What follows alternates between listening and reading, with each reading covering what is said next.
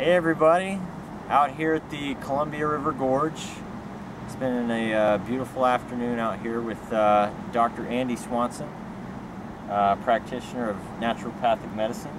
Got a lot of interesting things to tell us about, well, first off about traumatic brain injury and some of the interesting alternative modalities that he's been working with and researching, and just an honor to have him on our little program today. Thank you, Dr. Swanson. Good to be here, Clay. Yeah. So I know that for just a little history, I was actually a patient of Dr. Swanson. What was that? Gosh, 6-7 years ago. And we've sort of been working with each other, for that time. And throughout this journey together, I know that you have learned quite a bit about traumatic brain injury and some of the modalities that go with that. And I just so interested to hear anything you have to share about that. So well, and Clay, I learned so much working with you, and Clay was one of my first patients that actually did everything I asked him to do. And that's unique in the medical profession, where you actually have somebody that's compliant and passionate and interested in getting better. And with something like traumatic brain injury, that's really what it takes. It takes a lot of dedication, because it's a mountain to climb. And the more invested you are as a patient in a healing process, the more profound the healing can be. So that's very interesting, because I've always felt that as well. And when I talk to people with traumatic brain injury, I always say that there is a role for us as as patients, as the person living through this, that the doctor, the physician, and practitioner is there, but we have a certain responsibility as well to meet halfway. I'm just curious as to what your experience has been with, do most patients with TBI, do they take on this challenge, or have they been a little reluctant or confused? What's been your experience? My experience is that it's across the board, and it's based on where people are at in their lifestyle and in their environment, and how conducive that environment is to healing and supporting them in the healing process. Mm-hmm. So whereas you kind of had a supportive environment, yeah, and a motivation, mm-hmm. And somebody to help you through the process. Some people are alone in the process and have difficulty making changes in lifestyle, nutrition, other aspects that are important in the healing process. And then some people actually have a cycle of abuse that is ongoing in their life, mm-hmm. that continues to generate stress and makes it very difficult for the body to relax into the healing process. So I mentioned the healing a lot because it's a story, it's an adventure. Yeah, it's a road to walk down that changes all along the way, and there's decisions to be made all along the way in order to really deal with the layer of healing that's presenting itself at the time. That's so interesting. I mean, just hitting on the importance of maybe how somebody going through this healing process, maybe how they're framing what it is that they're going through and how they understand the process. For example, if somebody feels alone and feels maybe victimized by a situation, maybe talk a little bit about that mind-body connection and how maybe that disposition itself could affect their healing, and whereas somebody who feels supported, feels like their life has purpose, they don't feel victimized by the situation, but they feel empowered to heal and change themselves and use it as an opportunity. In your experience, how big of a role has just how they frame what they're going through, how big of a role does that play in their own healing process? It's huge. It's a huge step to get to that point where you're no longer framing yourself as a victim of a tragedy. Yeah. And of course, it's very normal to view a traumatic brain injury as a tragedy or a trauma that perhaps was a mistake in your life. And I think that that's a huge milestone for a patient with TBI, traumatic brain injury, to get past, to realize that life happens in a mysterious way, and even the harshest conditions oftentimes in the future or down the road have a meaningful impact on their life. Perhaps even your story, and now that you look back on the things that you've been through and what you've learned in the process, you look back and think that experience enriched my life in some way. And I think getting to that point, it opens up a gate of gratitude, which allows the body to rest into itself. Mm-hmm. So when we go through a trauma and our body reacts in a scared and fearful way because something really scary has happened and very painful has happened, the body wants to protect itself. So it goes into the fight or flight response that we all have heard about, also known as stress response, also known as the sympathetic nervous system. And when that's activated, the body wants to protect itself. And so it engages itself to run, it engages itself to strategize itself out of danger, and it engages itself to make sure that there's enough lung capacity and cardiovascular activity going on to make sure there's enough blood, oxygen, and glucose to sustain itself through that dangerous time. So it's very normal to go to that place of fear and basically looking at the world as though it's a dangerous place. So the next step after an injury like traumatic brain injury is to get to that place where you start to feel safe again in the world. And that's a huge step. But once that happens, the body shifts out of sympathetic tone or stress response into a relaxation response. And when it does that, then it can heal itself. It can heal the nervous system, it can heal the gut, it can activate the immune system in the way that it needs to, it can restore hormonal balance, it can anchor itself and root itself in the body rather than the energy being scattered out into the world because you need to be on high alert. Yeah. So you go from being on high alert and being in danger to resting into yourself and saying, I'm safe. And that actually organizes the body into balance. Yes. So I'm being kind of, No, this is a whole picture.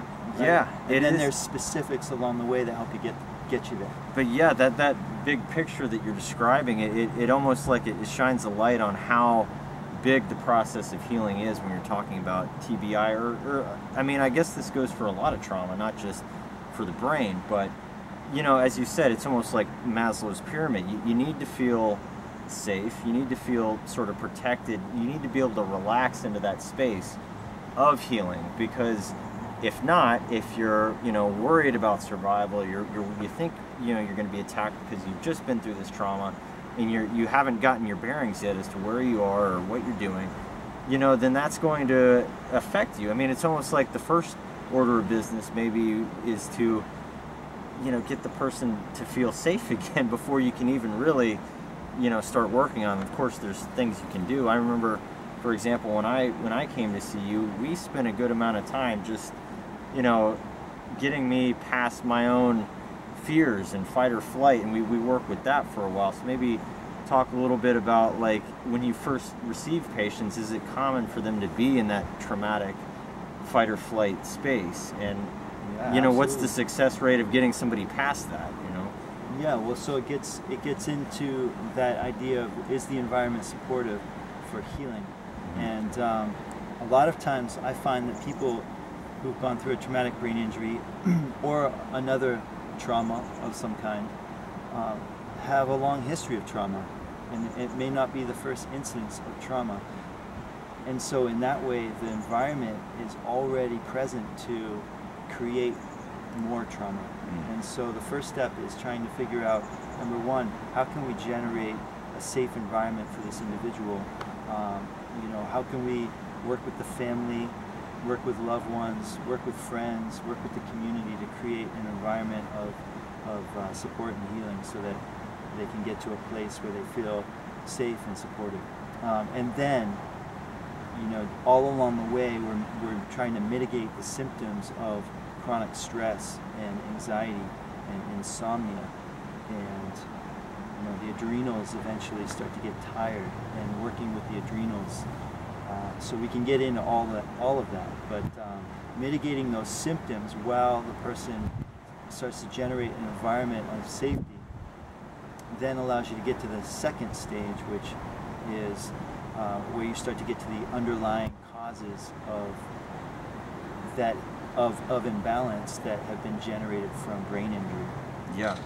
Yeah, and so, you know, again, it's almost like the model of, okay, we have a patient here and we're just going to give them medicine or prescription pill, you know, like that old thinking of, oh, I just give them a pill and you can go home. Like this is, when you talk holistic, you're talking about not just in the clinic or in the office, but outside as well in your life.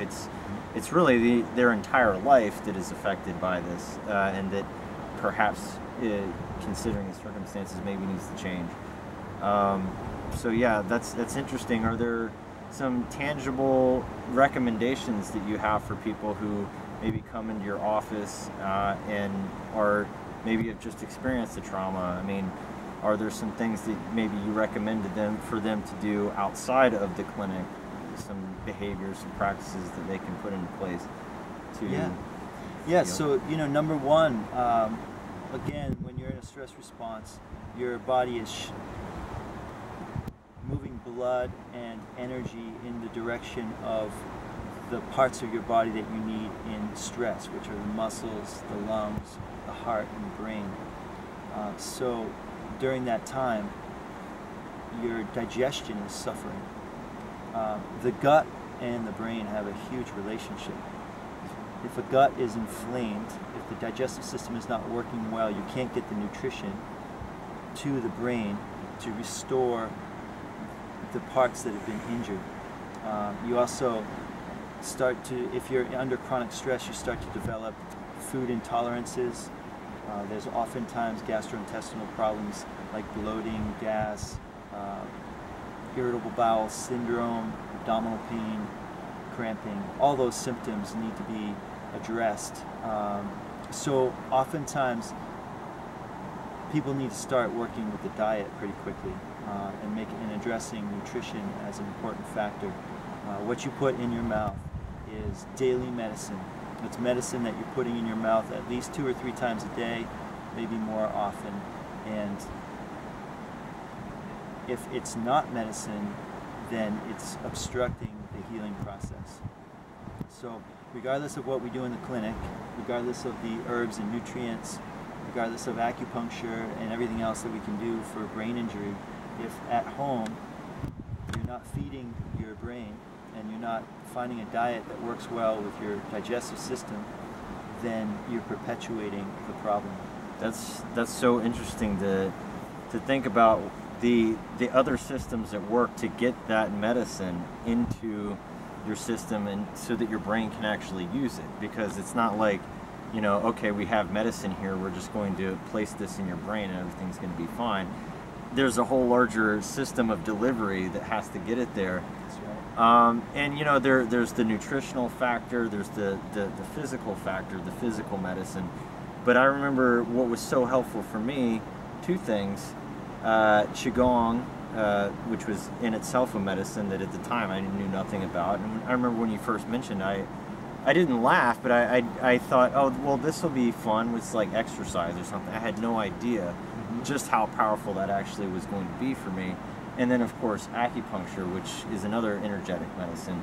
maybe talk a little bit about the subtle medicines as well, because certainly there's the medicine we can do, taking supplements and herbs and diet and things, but again, holistically, it's on every level. So Yeah. maybe a little bit about the energetic medicines as well.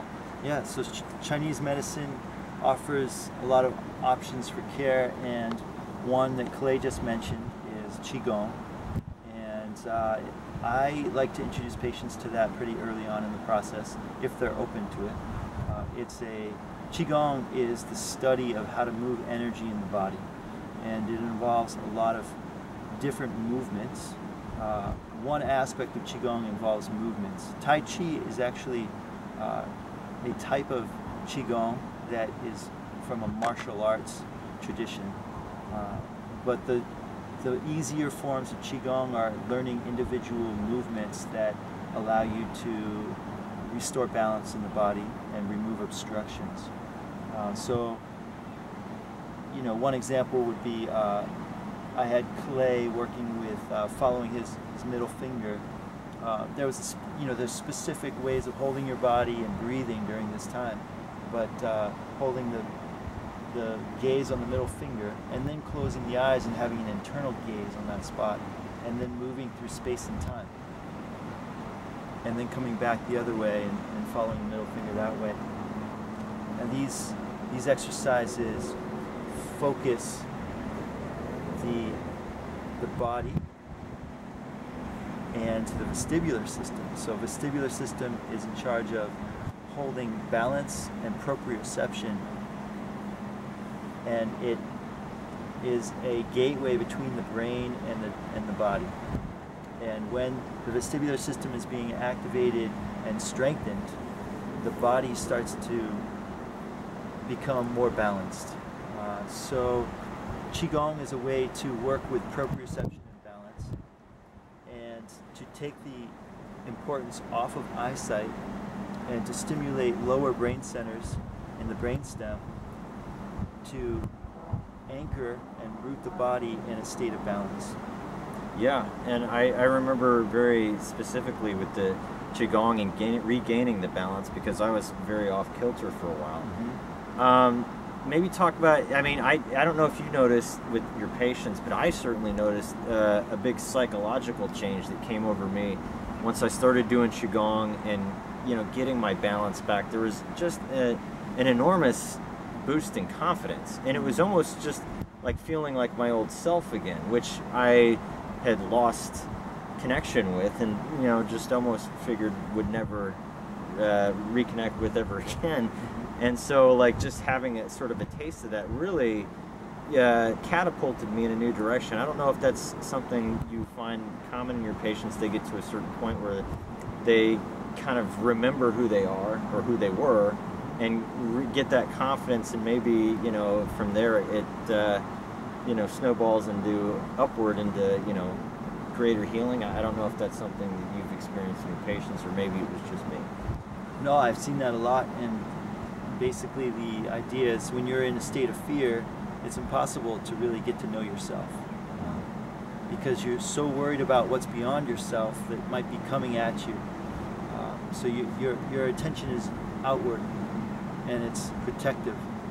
As you start to do things like Qigong, so Qigong also involves a lot of breathing exercises, and that's another aspect of the relaxation response and getting enough oxygen to the brain to shift it from a state of a stress response to a state of relaxation.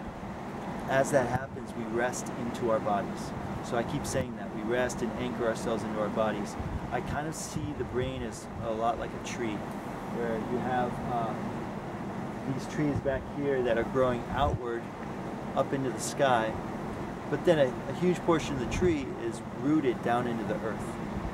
And so from that perspective, the body is the earth, and the brain is rooting itself down into the earth. And the interaction between the brain and body is very important. You have the body taking in all these senses. You have feel and smell and taste and sound and eyesight and proprioception. There's so many senses going on that are just taking information to the brain, and then the brain is generating a response, and it's usually a motor response or some type of hormonal response that then roots it down into the body and generates changes. So as we go into Qigong and breathing exercises, we start to still ourselves and we find our center down in the belly. This allows the brain to draw attention down into the body, and it anchors itself. It takes it out of a stress response and it generates a sense of knowing, a sense of rest, a sense of, like you said, I started to really gain confidence in myself. Because when you're standing strong and you're standing still, you're more confident. Nothing's going to knock you over if you feel balanced and still. If you're feeling dizzy, lightheaded, out of control, afraid, your energy is projected out there. It's generating a little bit of a chaotic storm around you. It doesn't allow you to root yourself into your body. And because of that, it's impossible to really gain that confidence. So, yeah, Qigong, breathing exercises, eating well, these are all ways to just do simple things on a day-to-day basis. And one thing I'd like to mention especially with traumatic brain injury, is we're not talking about doing these exercises for long periods of time. The brain learns really efficiently through frequency. So you want to do things more repetitively throughout the day than long. We're not talking about doing things for 30 or 60 minutes. Initially, you want to do things for 2 to 5 minutes and then stop, because you don't want to tire the brain out. Yeah. You don't want to send yourself into a fatigue or a stress response. So you just do things in a relaxed manner, 5 to 10 minutes, 2 to 5 minutes, whatever you can do. And then the frequency is more important. So doing it 5 minutes out of every hour, or 5 minutes every 2 hours, so that you're repeating these exercises throughout the day, and that's actually what generates more change and more muscle memory and more dendritic neurological connections in your brain, and that's how you heal. Yeah, no, I mean, as you're saying that, I'm just remembering so much of my healing came through just exercises, repetitive exercises that weren't, exhausting, do it every day for an hour, but were more just habit forming. Like I remember I took this brain gym kind of attitude where I started brushing my teeth with the other hand and just doing like little things that were outside the box, just to make me aware that, hey, I'm in my body, connect, and to use, different facets of myself that maybe I wasn't comfortable with, just to keep it active, neurologically active up here. But there's just so much about the brain that we are discovering, at least, people like myself are discovering, just journeying through this. And I'm sure a lot of people out there may not even be aware of how complex, intricate, and fascinating our brains are. I'm just wondering, for you, is there anything, that you've maybe learned just recently, since maybe I've seen you last, maybe something about the brain that you're wanting to look at more or study, research more, that maybe you could fill us in on that we haven't already? So there's this great research that's come out that shows how effective playing music is on bringing the whole orchestration of the brain. It recruits all areas of the brain when you're playing music. So I really encourage people to uncover a musical interest or return to an instrument they've played in the past. I had a patient one time, she was an incredible cello player, and I was encouraging her to go back to the cello. Now, she found it very difficult to go back to the cello because of her loss of technique and her loss of movement coordination. So it was a very challenging thing for her. But the process of playing an instrument, regardless of how good you are, brings all of those connections together. And that's really what we're trying to do. We're trying to get the tree of the brain to bud and send out new branches and connect with more neurons, because the more neurons that are firing together, the more wire together, and the thicker and the more active your brain gets, and you get less of the fatigue, less of the brain fog, and you feel more like yourself, more confident, more inspired, and then you can do great things like Clay with his one flashlight project. Yeah, that's one project, but it's interesting that you say that, because when I had my injury, there was an adjustment period of recognizing what I was no longer good at and coming to accept and embrace what I was good at. All of a sudden I had a mathematical mind that I didn't have before. All of a sudden my attention to drumming, that became something that was, like a meditation for me. But there was a period of letting go of what I couldn't do anymore. I couldn't go back to grad school as an MBA and do that anymore. And there is a period of grief and accepting that. And again, I think that may go back to some of the early stages of, it's almost the psychological sort of fight or flight, just coming to accept yourself where you are, that you need to go through before, some of these healing modalities can really get through. Yeah, absolutely. That's an important point, because everybody, I think, that goes through a brain injury, no matter how severe it is, goes through that period of missing the life they had, and it's a grieving process. It's a process of honoring that a part of you is no longer there. So it's a dying process. And if you properly grieve, if you really acknowledge that and move through that process, you eventually get to a place where you start to realize, oh, I have new skills, I have new interests, I can create a new life and not try to uncover the person that you were, because that's the past. Yeah. And I like to remind people, you know what? I'm not the person I was even a month ago. I'm not the person I was a year ago. I can't be who I was. All I can be is who I am. And it's a becoming process. We're all becoming, or we're all arriving to this next moment. And the more that you can embrace the process of arriving to that next moment, and then you're embracing a birthing process, and you're becoming a new person. And that's symbolic of that tree starting to grow and blossom. Yeah, that's so interesting. And the quote comes to mind, and I have no idea where I heard the quote from, but it's, success is only temporary, failure is never fatal, it's only courage that matters. And there is a part of this healing process that requires courage and a little bit of personal responsibility and moving into this. Things happen, trauma happens, and to truly embrace healing is I believe it's a very brave thing to do. In a way, it's the bravest thing you can do, because you're not only helping yourself, you're helping the people around you. Well, and it reminds me of the archetype of, in astrology, you have the archetype of Aries, right? The warrior. It's true. And so you have the warrior on that positive end, or that the obvious warrior that's strong, like Hercules or He-Man or She-Ra, and that's the buff warrior, the one that looks like the person you don't want to mess with.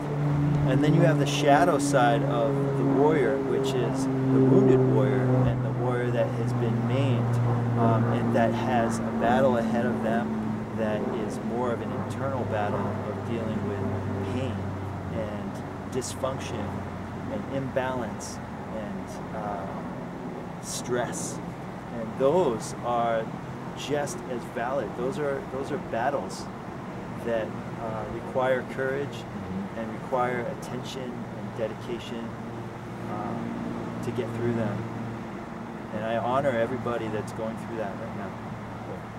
Thank you for coming out here today and to the Gorge and having us out here and spending time. Is there anything else that you would like to share in this regard that maybe we haven't hit on yet about traumatic brain injury and healing, and any message out there for the folks that are going through this?